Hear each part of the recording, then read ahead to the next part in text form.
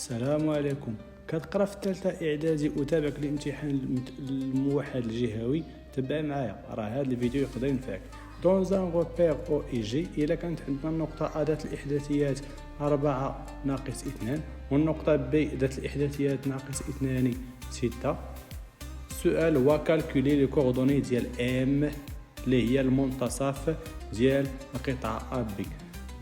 باش نحسبوا الاحداثيات ديال المنتصف ا بي كان نعتبروا ان ام عندها جوج ديال الاحداثيات اللي هو لابسيس اكس ام ولوردوني ايغريك ام. القاعده كتقول لي ان اكس ام كتساوي المجموع ديال لي زابسيس مقسومه على جوج و ايغريك تساوي المجموع ديال لي زوردوني مقسومه على جوج. نبداو باكس ام نحسبوه هو الاول. اكس ام غادي يكون كيساوي المجموع ديال لي زابسيس اكس ا هو 4 زائد اكس بي هو ناقص 2 على جوج. دونك غادي نلقاو تساوي 2 على 2 تساوي 1. ندوزو دابا لايغريك ام. ايغريك ام تساوي المجموع ديال لي زوردوني ايغريك ا زائد ايغريك بي.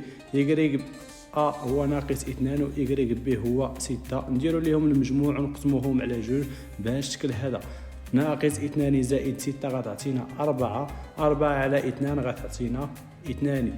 بهذا كما شفتوا معايا لقينا ان لي كوردوني ديال ام كيساويو ليا 1 2.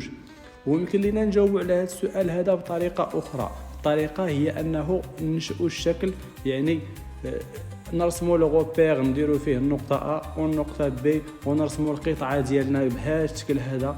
الى حددنا المنتصف ديال هذه القطعه هو هذه النقطه، هذه هي ام للاحداثيات ديالها هي 1 2 بهذا الشكل هذا.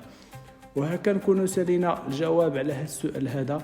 تابعنا في الصفحه ديالنا، راه تقدر تلقى اسئله اخرى جاوبنا عليها بطرق بسيطه وسهله ويقدروا ينفعوك هذه الاسئله في الامتحان الجهوي.